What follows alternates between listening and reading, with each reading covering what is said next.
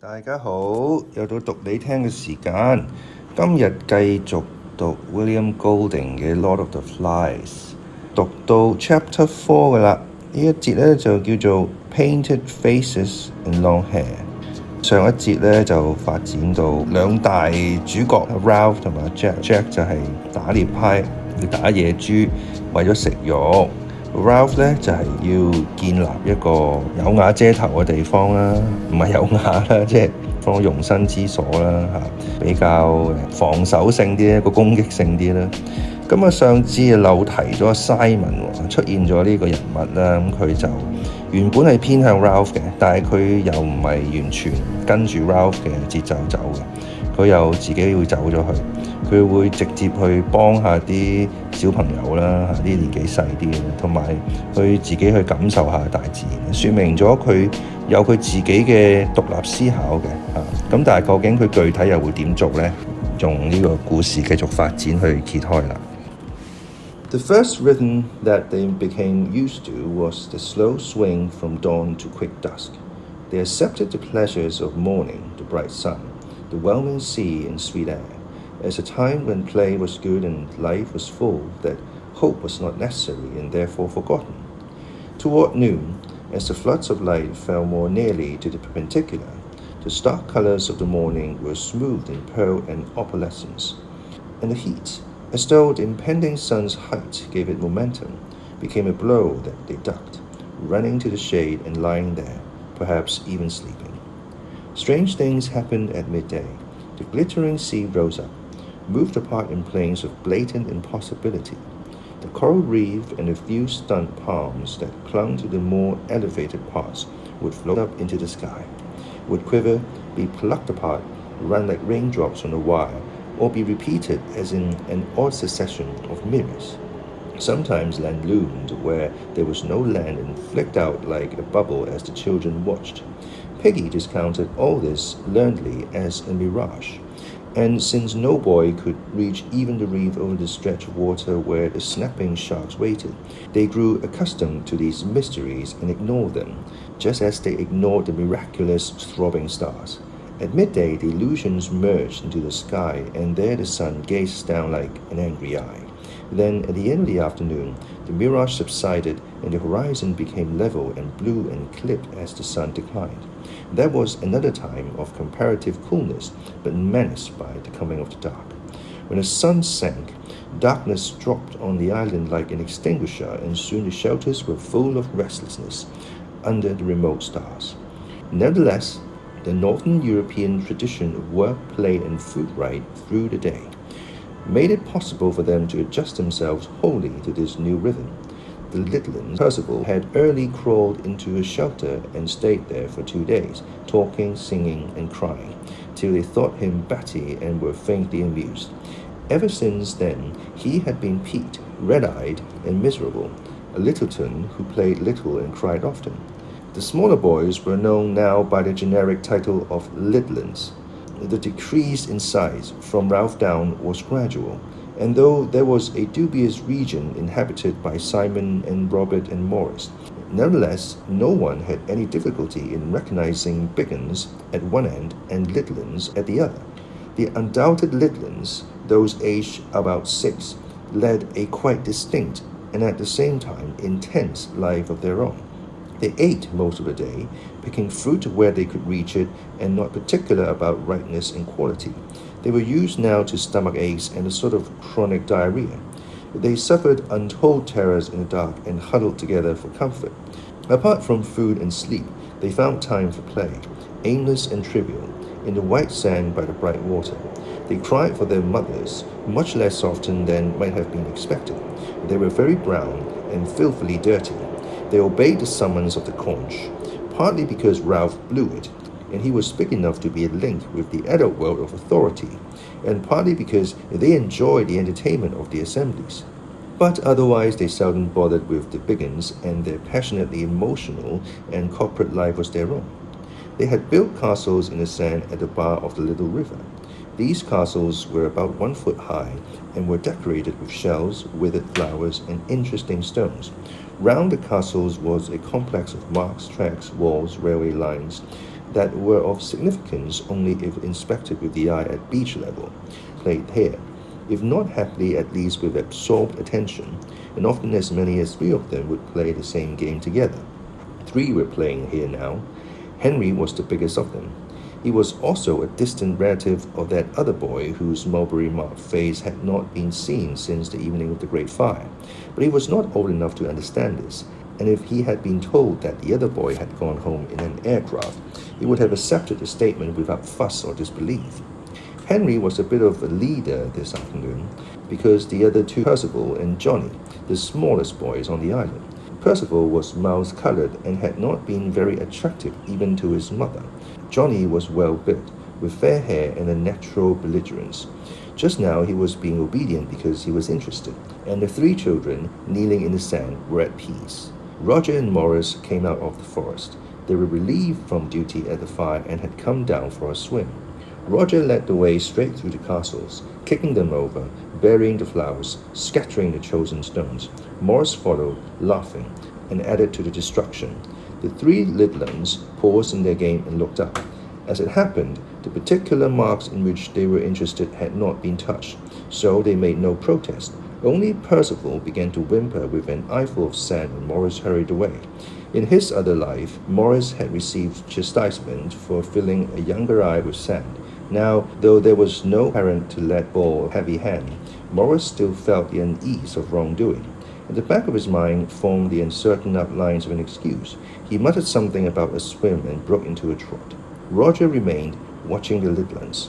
He was not noticeably darker than when he had dropped in, but a shock of black hair, down his nape and low on his forehead, seemed to suit his gloomy face and made what had seemed at first an unsociable remoteness into something forbidding. Percival finished his whimper and went on playing, for the tears had washed the sand away. Johnny watched him with china blue eyes, then began to fling up sand in the shower, and presently Percival was crying again. When Henry tired of his play and wandered off along the beach, Roger followed him, keeping beneath the palms and drifting casually in the same direction. Henry walked at a distance from the palms and the shade because he was too young to keep himself out of the sun. He went down the beach and busied himself at the water's edge. The great Pacific tide was coming in, and every few seconds the relatively still water of the lagoon heaved forwards an inch. There were creatures that lived in this last fling of the sea, tiny transparencies that came questing in with the water over the hot, dry sand. With impalpable organs of sense, they examined this new field. Perhaps food had appeared where at the last incursion there had been none. Bird droppings, insects perhaps, any of the strewn detritus of landward life. Like a myriad of tiny teeth in the salt, the transparencies came scavenging over the beach. This was fascinating to Henry. He poked about with a bit of stick that itself was wave-worn and whitened and fragrant, and tried to control the motions of the scavengers. He made little runnels that the tide filled and tried to crowd them with creatures. He became absorbed beyond mere happiness, as he felt himself exercising control over living things. He talked to them, urging them, ordering them. Driven back by the tide, his footprints became bays in which they were trapped and gave them the illusion of mastery. He squatted on his hams at the water's edge, bowed, with a shock of hair falling over his forehead and past his eyes, and the afternoon sun emptied down invisible arrows. Roger waited too. At first he had hidden behind a great palm, but Henry's absorption with the transparencies was so obvious that at last he stood out in full view. He looked along the beach. Percival had gone off, crying, and Johnny was left in triumphant possession of the castles. He sat there, crooning to himself and throwing sand at an imaginary Percival. Beyond him, Roger could see the platform and the glints of spray where Ralph and Simon and Peggy and Morris were diving in the pool. He listened carefully, but could only just hear them. A sudden breeze shook the fringe of palm trees, so that the fronds tossed and fluttered. 60 feet above Roger, several nuts, fibrous lumps as big as rugby balls, were loose from their stems. They felt about him with a series of hard thumps, and he was not touched. Roger did not consider his escape, but looked from the nuts to Henry and back again. The subsoil beneath the palm trees was a raised beach, and generations of palms had worked loose in this, the stones that had lain on the sands of another shore. Roger stooped, picked up a stone, aimed, and threw it at Henry, threw it to miss. The stone, that token of preposterous time, bounced 5 yards to Henry's right and fell in the water. Roger gathered a handful of stones and began to throw them. Yet there was a space around Henry, perhaps 6 yards in diameter, into which he dared not throw. Here, invisible yet strong, was the taboo of the old life. Round the squatting child was the protection of parents and school and policemen and the law. Roger's arm was conditioned by a civilization that knew nothing of him and was in ruins. Henry was surprised by the plopping sounds in the water. He abandoned the noiseless transparencies and pointed at the center of the spreading rings like a setter. This side and that the stones fell, and Henry turned obediently, but always too late to see the stones in the air. At last he saw one and laughed, looking for the friend who was teasing him. But Roger had whipped behind the palm again, was leaning against it, breathing quickly, his eyelids fluttering. Then Henry lost interest in stones and wandered off. Roger! Jack was standing under a tree about 10 yards away. When Roger opened his eyes and saw him, a darker shadow crept beneath the swarthiness of his skin. But Jack noticed nothing. He was eager, impatient, beckoning so that Roger went to him. There was a small pool at the end of water, dammed back by sand and full of white water lilies and needle-like reeds. Here Sam and Eric were waiting, and Bill, Jack concealed from the sun, knelt by the pool and opened 2 large leaves that he carried. One of them contained white clay, and the other red. By them lay a stick of charcoal brought down from the fire. Jack explained to Roger as he wept, "They don't smell me, they see me, I think. Something pink under the trees." He smeared on the clay. "If only I'd some green." He turned a half-concealed face up to Roger and answered the incomprehension of his gaze. "For hunting, like in the war, dazzle paint, like things try to look like something else." He twisted in the urgency of telling, "like moths on a tree trunk." Roger understood and nodded gravely. The twins moved toward Jack and began to protest timidly about something. Jack waved them away. "Shut up!" He rubbed the charcoal stick between the patches of red and white on his face. "No, you two come with me." He peered at his reflection and disliked it. He bent down, took up a double handful of lukewarm water, and rubbed the mess from his face. Freckles and sandy eyebrows appeared. Roger smiled unwillingly. "You don't half look like a mess." Jack planned his new face. He made one cheek and one eye socket white. Then he rubbed red over the other half of his face and slashed a black bar of charcoal across from right ear to left jaw. He looked in the pool for his reflection, but his breathing troubled the mirror. "Son Eric, get me a coconut, an empty one." He knelt, holding the shell of water. A rounded patch of sunlight fell on his face, and a brightness appeared in the depths of the water. He looked in astonishment, no longer at himself, but at an awesome stranger. He spilled the water and leapt to his feet, laughing excitedly. Beside the pool, his sinewy body held up a mask that drew their eyes and appalled them. He began to dance, and his laughter became a bloodthirsty snarling. He capered toward Bill, and the mask was a thing on its own, behind which Jack hid, liberated from shame and self-consciousness. The face of red and white and black swung through the air and jigged toward Bill. Bill started up laughing. Then suddenly he fell silent and blundered away through the bushes. Jack rushed toward the twins. "The rest are making a line. Come on." "But come on, I'll creep up and stab." The mask compelled them. Ralph climbed up off the bathing pool and trotted up the beach and sat in the shade beneath the palms. His fair hair was plastered over his eyebrows and he pushed it back. Simon was floating in the water and kicking with his feet, and Morris was practicing diving. Piggy was mooning about, aimlessly picking up things and discarding them. The rock pools which so fascinated him were covered by the tide, so he was without any interest until the tide went back. Presently, seeing Ralph under the palms, he came and sat by him. Piggy wore the remainders of a pair of shorts. His fat body was golden brown, and the glasses still flashed when he looked at anything. He was the only boy on the island whose hair never seemed to grow. The rest were shock-headed. but Piggy's hair still lay in wisp over his head as though baldness were his natural state, and this imperfect covering would soon go, like the velvet on a young stag's antlers. "I've been thinking," he said, "about a clock. We could make a sundial. We could put a stick in the sand, and then..." The effort to express the mathematical processes involved was too great. He made a few passes instead. "And an airplane, and a TV set," said Ralph sadly, "and a steam engine." Piggy shook his head. "You have to have a lot of metal things for that," he said, "and we haven't got no metal. But we got a stick." Ralph turned and smiled involuntarily. Piggy was a bore. His fat, his asthma, and his matter-of-fact ideas were dull. But there was always a little pleasure to be got out of pulling his leg, even if one did it by accident. Piggy saw the smile and misinterpreted it as friendliness.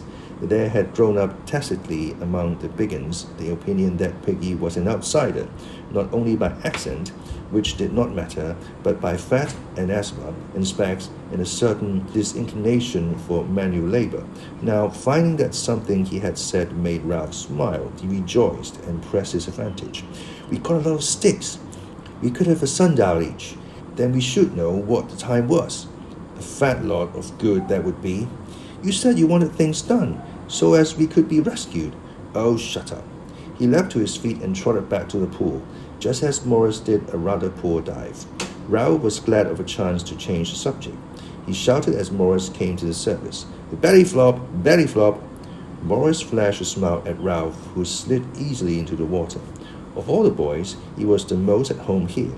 But today, irked by the mention of rescue, the useless, whittling mention of rescue, even the green depths of water and the shattered golden sun held no bar. Instead of remaining plain, he swam in steady strokes under Simon and crawled out of the other side of the pool to lie there, sleek and streaming like a sea. Piggy, always clumsy, stood up and came to stand by him, so that Ralph rolled on his stomach and pretended not to see. The mirages had died away, and gloomily he ran his eyes along the taunt blue line of the horizon. The next moment he was on his feet and shouting, "Smoke! Smoke!" Simon tried to sit up in the water and got a mouthful. Morris, who had been standing ready to dive, swayed back on his heels, made a bolt for the platform, then swerved back to the grass under the palms. There he started to pull on his tattered shorts to be ready for anything. Ralph stood, one hand holding back his hair, the other clenched. Simon was climbing out of the water. Piggy was rubbing his glasses on his shorts and squinting at the sea. Morris had got both legs through one leg of his shorts. Of all the boys, only Ralph was still. "I can't see no smoke," said Piggy incredulously. "I can't see no smoke, Ralph. Where is it?" Ralph said nothing. Now both his hands were clenched over his forehead so that the fair hair was kept out of his eyes. He was leaning forward, and already the salt was whitening his body. "Ralph, where's the ship?" Simon stood by, looking from Ralph to the horizon. Morris' trousers gave way with a sigh, and he abandoned them as wreck, rushed toward the forest, and then came back again. The smoke was a tight little knot on the horizon and was uncoiling slowly. Beneath the smoke was a dot that might be a funnel. Ralph's face was pale as he spoke to himself.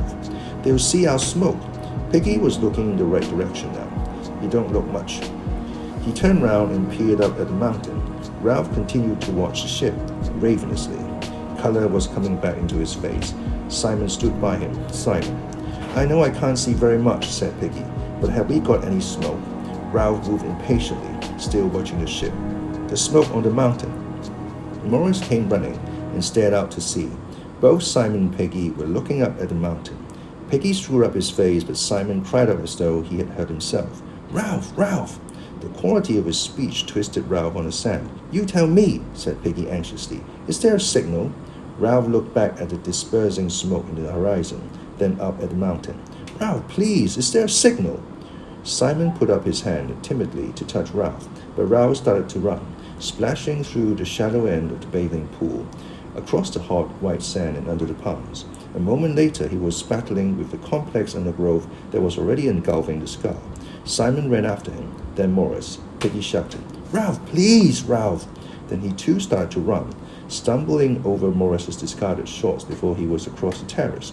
Behind the four boys, the smoke moved gently along the horizon, and on the beach, Henry and Johnny were throwing sand at Percival, who was crying quietly again. and all three were in complete ignorance of the excitement. By the time Ralph had reached the landward end of the scar, he was using precious breath to swear. He did desperate violence to his naked body among the rasping creepers so that blood was sliding over him. Just where the steep ascent of the mountain began, he stopped. Morris was only a few yards behind him. "Piggy's specs!" shouted Ralph. "The fire's all out, we'll need them." He stopped shouting and swayed on his feet. Piggy was only just visible, bumbling up from the beach. Ralph looked at the horizon, then up to the mountain. Was it better to fetch Piggy's glasses, or would the ship have gone? Or if they climbed on, supposing the fire was all out, and they had to watch Piggy crawling nearer on the ship sinking under the horizon. Balanced on the high peak of need, agonized by indecision, Ralph cried out, "Oh God, oh God!" Simon, struggling with the bushes, caught his breath. His face was twisted. Ralph blundered on, savaging himself as the wisp of smoke moved on. The fire was dead. They saw that straight away. Saw what they had really known down the beach when the smoke of home had beckoned. The fire was out, smokeless and dead. The watchers were gone. A pile of unused fuel lay ready. Ralph turned to see. The horizon stretched, impersonal once more, barren of all but the faintest trace of smoke. Ralph ran stumbling along the rocks, saved himself on the edge of the paint cliff, and screamed at the ship, "Come back! Come back!"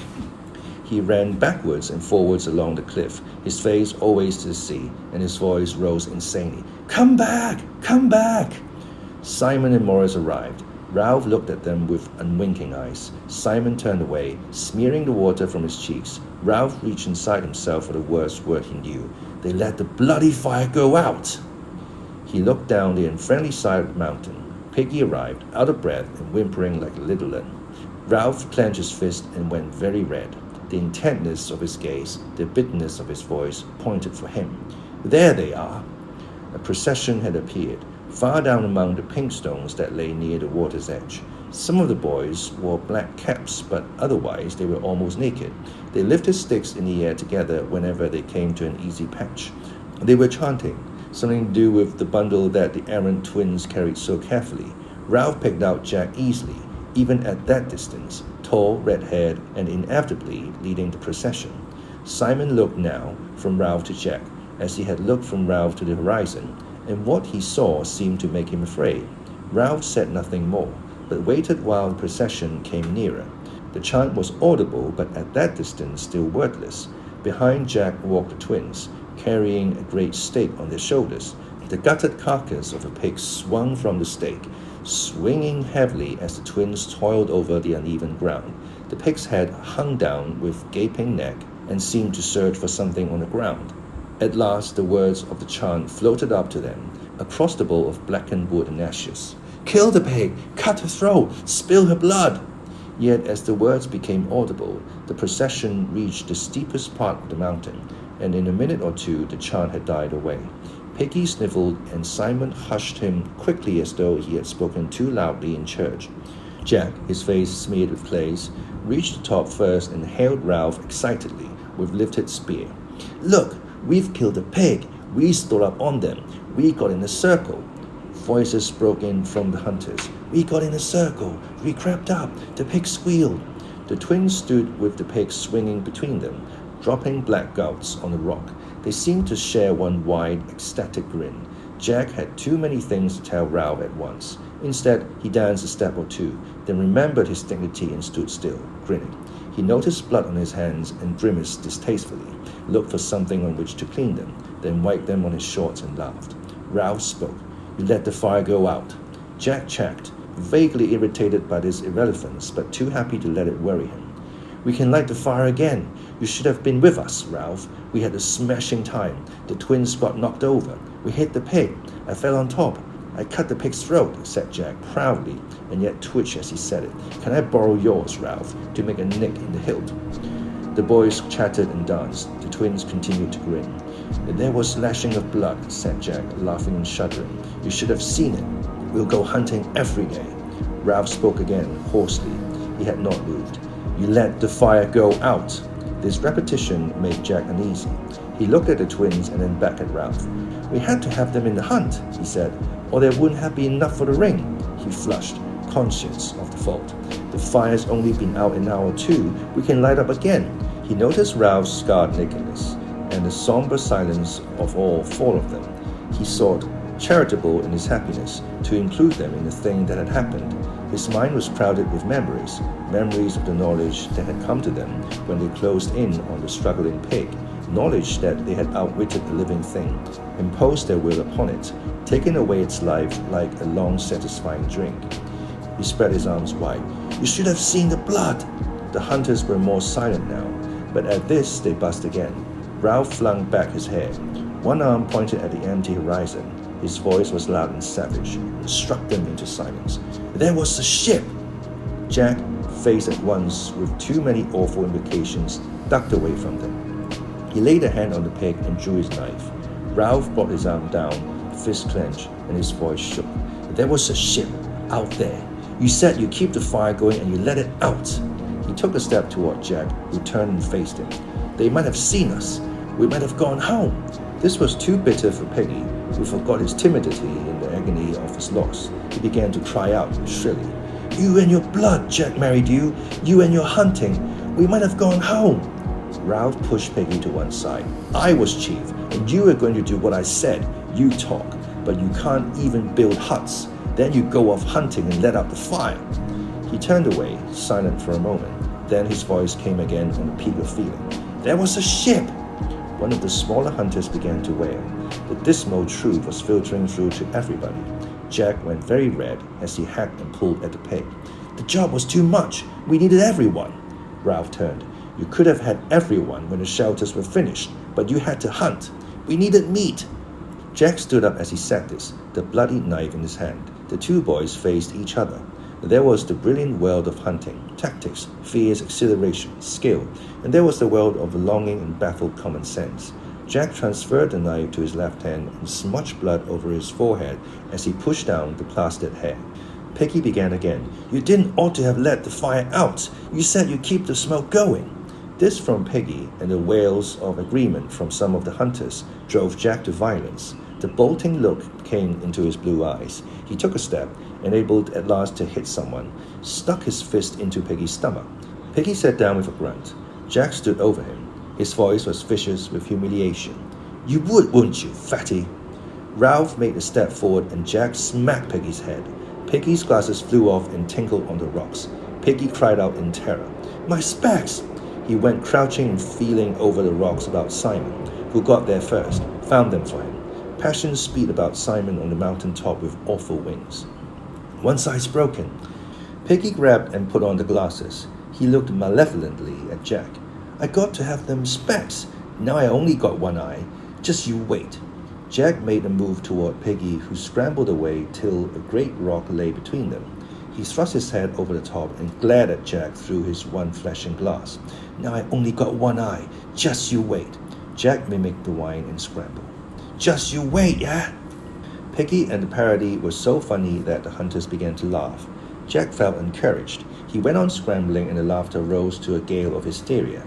Unwillingly, Ralph felt his lips twitch. He was angry with himself for giving way. He muttered, that was a dirty trick. Jack broke out of his gyration and stood facing Ralph. His words came in a shout. All right, all right. He looked at Peggy, at the hunters, at Ralph. I'm sorry about the fire. He drew himself up. I apologize. The buzz from the hunters was one of admiration at this handsome behavior.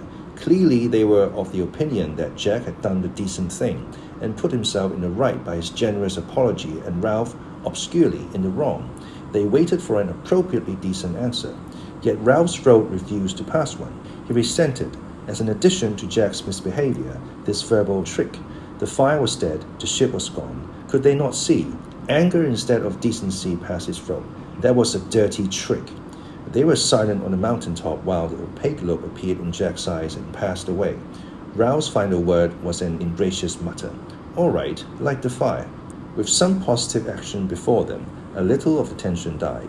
Ralph said no more, did nothing, stood looking down at the ashes round his feet. Jack was loud and active. He gave orders, sang, whistled, threw remarks at the silent Ralph, remarks that did not need an answer, and therefore could not invite a snub, and still Ralph was silent. No one, not even Jack, would ask him to move, and in the end, they had to build the fire 3 yards away and in a place not really as convenient. As Ralph asserted his chieftainship and could not have chosen a better way if he had thought for days. Against this weapon, so indefinable and so effective, Jack was powerless and raged without knowing why. By the time the pyre was built, they were on different sides of a higher barrier. When they had dealt with the fire, another crisis arose. Jack had no means of lighting it. Then, to his surprise, Ralph went to Piggy and took the glasses from him. Not even Ralph knew how a link between him and Jack had been snapped and fastened elsewhere. I'll bring him back. I'll come too. Piggy stood behind him, islanded in a sea of meaningless color, while Ralph knelt and focused the glossy spot. Instantly the fire was alight. Piggy held out his hands and grabbed the glasses back. Before these fantastically attractive flowers of violet and red and yellow, unkindness melted away. They became a circle of boys round a campfire, and even Piggy and Ralph were half drawn in. Soon some of the boys were rushing down the slope for more wood while Jack hacked the pig. They tried holding the whole carcass on a stake over the fire, but the stake burned more quickly than the pig roasted. In the end, they skewered bits of meat on branches and held them in the flames, and even then almost as much boy was roasted as meat. Ralph's mouth watered. He meant to refuse meat, but his past diet of fruit and nuts, with an odd crab of fish, gave him too little resistance. He accepted a piece of half-raw meat and gnawed it like a wolf. Piggy spoke, also dribbling. Aren't I having none? Jack had meant to leave him in doubt, as an assertion of power, but Piggy, by advertising his omission, made more cruelty necessary. You didn't hunt. No more did Ralph, said Piggy wetly. Nor Simon, he amplified. There isn't more than a half-paw of meat in the crab. Ralph stirred uneasily. Simon, sitting between the twins and Piggy, wiped his mouth and shoved his piece of meat over the rocks to Piggy, who grabbed it. The twins giggled and Simon lowered his face in shame. Then Jack leapt to his feet, slashed off a great hunk of meat, and flung it down at Simon's feet. Eat, damn you!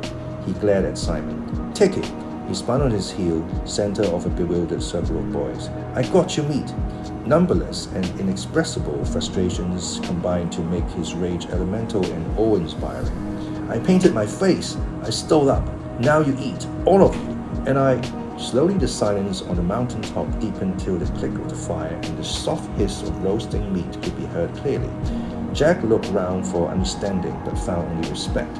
Ralph stood among the ashes of the signal fire, his hands full of meat, saying nothing. Then at last Morris broke the silence. He changed the subject to the only one that could bring the majority of them together. Where did you find the pig? Roger pointed down the unfriendly side. They were there, by the sea. Jack, recovering, could not bear to have the story told. He broke in quickly. We sped round. I crept, on hands and knees. The spears fell out because they hadn't barbs on. The pig ran away and made an awful noise. They turned back and ran into the circle, bleeding. All the boys were talking at once, relieved and excited. We closed in. The first blow had paralyzed its hindquarters, so then the circle could close in and beat. I cut the pig's throat. The twins, still sharing the identical grin, jumped up and ran round each other. Then the rest joined in, making pig-dying noises and shouting. One for his knob. Give him a 4-penny one. Then Morris pretended to be the pig and ran squealing into the center, and the hunters, circling still, pretended to beat him. As they danced, they sang, Kill the pig, cut her throat, bash her in. Ralph watched them, envious and resentful. Not till they flagged and the chant died away did he speak. I'm calling an assembly. One by one they halted and stood watching him. With the conch, I'm calling a meeting, even if we have to go on into the dark. Down on the platform. When I blow it, now. He turned away and walked off down the mountain. 呢一節就講到呢一度，出現咗隻豬，咁啊 Jack 咧終於打隻豬啦，但係為咗打呢隻豬咧，佢亦都失咗職啊！本來應該長期着住嘅火，要生火而令到產生煙霧啦，去吸引呢個經過嘅船隻發現咧，就竟然係熄咗。呢個係 Jack 嘅失職啦。咁啊 Ralph 亦都好嚴正咁去指責佢啦。咁但係亦都因為呢一刻佢係做咗啲成績出嚟打隻豬啊，咁佢身邊嘅 hunting group 咧都係好支持佢啦。而 Jack 佢嘅怒氣亦都發泄咗喺阿 Piggy 身上面啦。於是乎佢就好識時務咁樣道咗歉，反而就令到 Ralph 咧好難落台啊！有呢一個咁樣嘅社交上面嘅較勁啦，權力上面嘅較勁啦。咁喺呢一個回合咧，似乎咧 Ralph 輸咗先，但係轉頭咧又要操作呢個生火呢件事啦。咁啊 Ralph 咧又好似冇完全失去佢嘅權力啊。咁但係嗰個權鬥咧就已經出現咗噶啦嚇，主要係分開 Jack 啦同埋 Ralph 呢兩個陣營啦。之前有提到嘅 Simon 咧喺呢一刻咧就比較企喺後方啲啦，都係展現出佢嘅同情心啦咁樣。好，我哋睇下呢一節有啲乜嘢字同大家分享先。Welming，平時我哋多數會講 overwhelming， 咁啊原來 Welming 都係一個字喎。Welming 呢度係動詞啦。Welming sea 書入面嘅內容係 Welming sea。咁嘅意思即係 engulf、submerge 或 bury， 通常都係形容海啦，淹沒性啦，壓倒嘅啦。